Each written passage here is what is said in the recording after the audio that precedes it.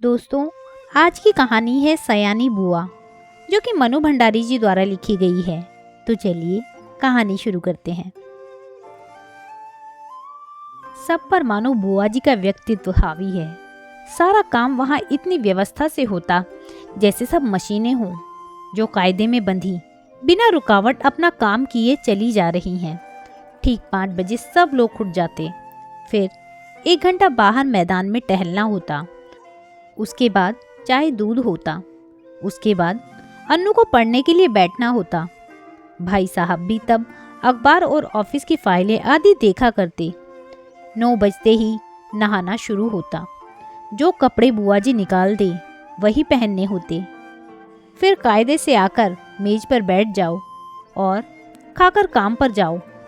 सयानी बुआ का नाम वास्तव में ही सयानी था, या उनके सयानेपन को देखकर लोग उन्हें सयानी कहने लगे थे।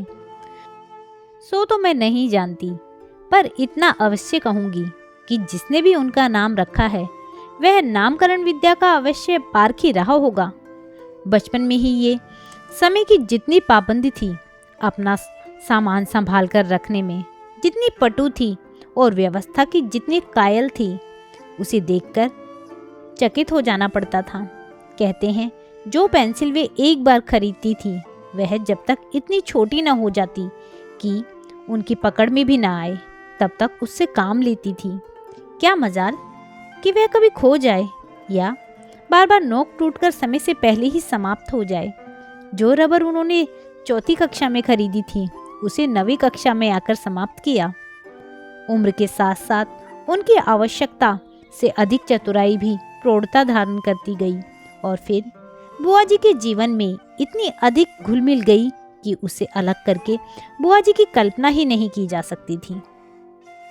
उनकी एक एक बात पिताजी हम लोगों के सामने उदाहरण के रूप में रखते थे, जिसे सुनकर हम सभी खैर मनाया करते थे कि भगवान करे वे ससुराल में ही रहा करें, वरना हम जैसे अस्त व्यस्त और अव्यवस्थित जनों का तो जीना हराम हो जाएगा। ऐसी ही सयानी बुआ के पास आकर पढ़ने का प्रस्ताव जब मेरे सामने रखा गया तो कल्पना कीजिए मुझ पर क्या बीती होगी। मैंने साफ इनकार कर दिया कि मुझे आगे पढ़ना ही नहीं है, पर पिताजी मेरी पढ़ाई के विषय में इतने सतर्क थे कि उन्होंने समझाकर, डांटकर और प्यार दुलार से मुझे राजी कर ही लिया। सच में राजी तो क्या कर लिया, समझिए अपनी इच्छा पूरी करने के लिए बाध्य कर दिया। और भगवान का नाम गुहारते गुहारते मैंने घर से विदा ली और उनके यहाँ पहुँची। इसमें संदेह नहीं कि बुआ जी ने बड़ा स्वागत किया, पर बचपन से उनके ख्याति सुनते सुनते उनका जो रौद्र रूप मन पर छाया हुआ था, उसमें उनका वह प्यार कहाँ तिरोहित हो गया, मैं जान ही नहीं पाई। हाँ, बुआ जी के पति, जिन्हें हम भाई साहब कहते थे, बहुत ही अच्छे स्वभाव के थे और सबसे अच्छा कोई घर में लगा तो उनकी 5 वर्ष की पुत्री अन्नू। घर के इस निरस और यंत्र चालित कार्यक्रम में अपने को फिट करने में मुझे कितना कष्ट उठाना पड़ा और कितना अपने को काटना छाटना पड़ा, यह मेरा अंतर्यामी ही जानता है। सबसे अधिक तरस आता था अन्नू पर। वह इस नन्ही सी उम्र में ही प्रौढ़ हो गई थी। न बच्चों का सा उल्लास, न कोई चहचहाहट। एक अज्ञात भय से वह घिरी रहती थी।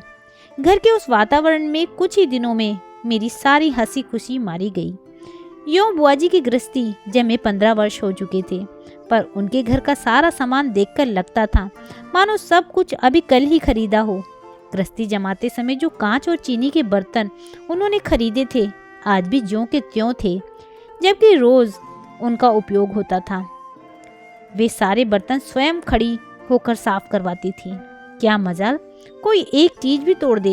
एक बार नौकर ने सुराही तोड़ दी थी। उस छोटे से छोकरे को उन्होंने इस कसूर पर बहुत पीटा था। तोड़ फोड़ से तो उन्हें सख्त नफरत थी।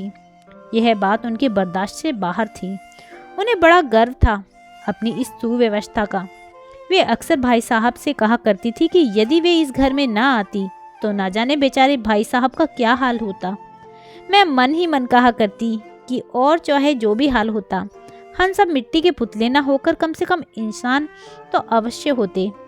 बुआ जी की अत्यधिक सतर्कता और खाने पीने के इतने कंट्रोल के बावजूद अन्नू को बुखार आने लगा। सब प्रकार के उपचार करने कराने में पूरा महीना बीत गया, पर उसका बुखार ना उतरा।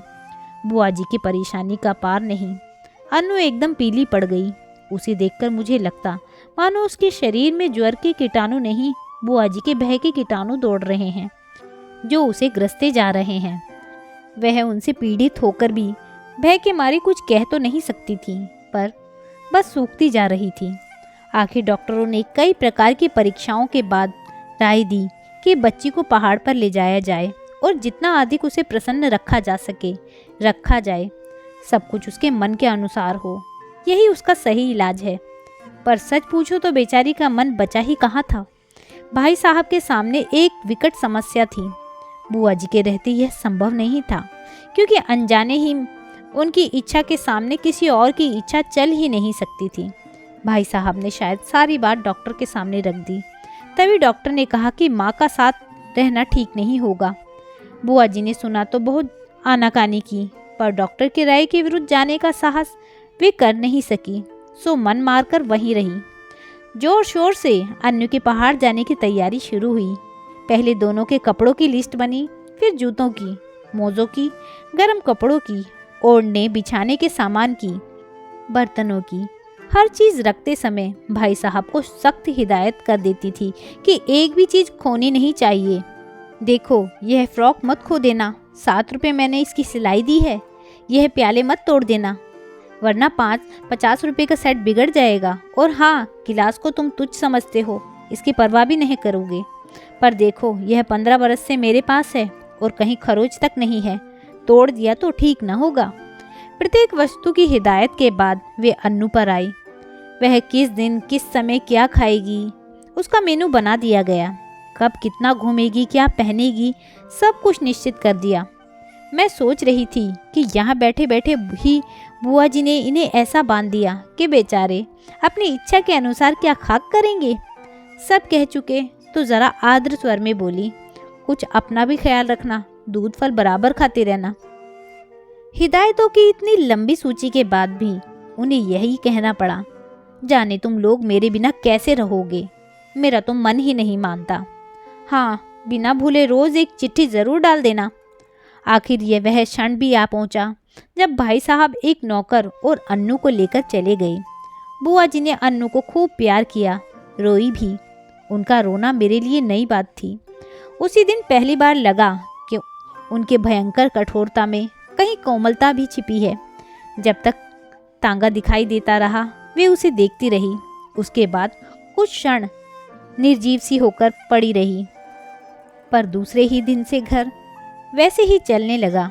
भाई साहब का पत्र रोज आता था, जिसमें अन्नू की तबीयत के समाचार रहते थे। बुआ जी रोज एक पत्र लिखती, जिसमें अपनी उन मौखिक हिदायतों को लिखित रूप में दोहरा दिया करती थीं। पत्रों की तारीख में अंतर रहता था, बात शायद सब में वही रहती थी। मेरे तो मन में आता कि कह दूं, बुआ जी रोज पत्र लिखने का कष्ट क्यों करती हैं। भाई साहब को लिख दीजिए कि एक पत्र गत्ते पर चिपका कर पलंग के सामने लटका दें और रोज सवेरे उठकर पढ़ लिया करें।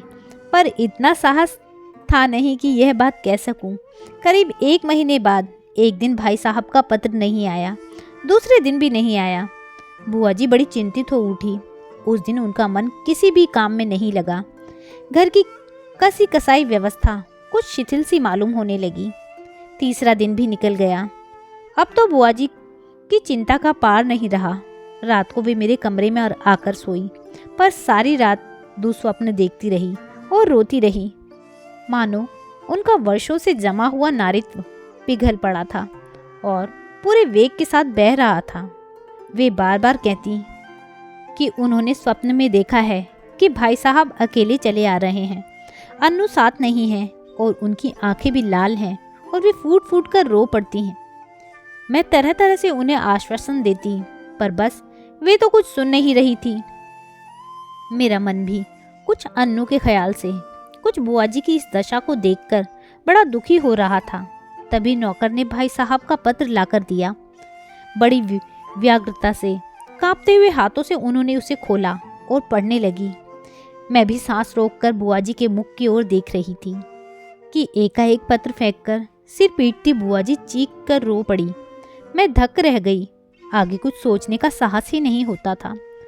आंखों के आगे अन्नू की भोली सी नन्ही सी तस्वीर घूम गई। तो क्या अब अन्नू सचमुच ही संसार में नहीं है? यह सब कैसे हो गया? मैंने साहस करके भाई साहब का पत्र उठाया। लिखा था, प्रिय सयानी, समझ में नहीं आता किस प्रकार तुम्हें यह पत्र लिखूं, किस मुंह से तुम्हें यह दुखद समाचार सुनाऊं। फिर भी रानी, तुम इस चोट को धैर्यपूर्वक सह लेना। जीवन में दुख की घड़ियां भी आती हैं और उन्हें साहसपूर्वक सहने में ही जीवन की महानता है। यह संसार नश्वर है, जो बना है वह एक न एक दिन मिटेगा ही। शायद इस तथ्य को सामने रखकर हमारे यहाँ कहा है कि संसार की माया में मोह रखना दुख का मूल है। तुम्हारी इतनी हिदायतों के और अपनी सारी सतर्कता के बावजूद मैं उसे नहीं बचा सका। इसे अपने दुर्भाग्य के अतिरिक्त और क्या कहें। यह सब कुछ मेरे ही हाथों होना था। आंसू भरी आंखों के कारण शब्दों का रूप अस्पष्ट से अस्पष्टतर होता जा रहा था और मेरे हाथ कांप रहे थे। अपने जीवन में यह पहला अवसर था जब मैं इस प्रकार किसी की मृत्यु का समाचार पढ़ रही थी।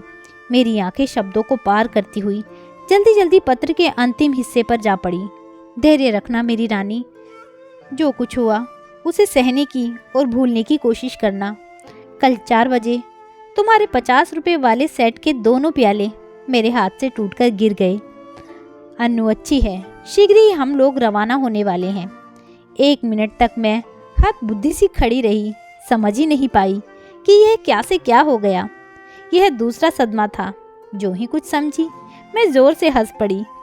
किस प्रकार मैंने बुआ जी को सत्य से अवगत कराया वह सब मैं कोशिश करके भी नहीं लिख सकूंगी, पर वास्तविकता जानकारी बुआ जी भी रोते रोते हंस पड़ी।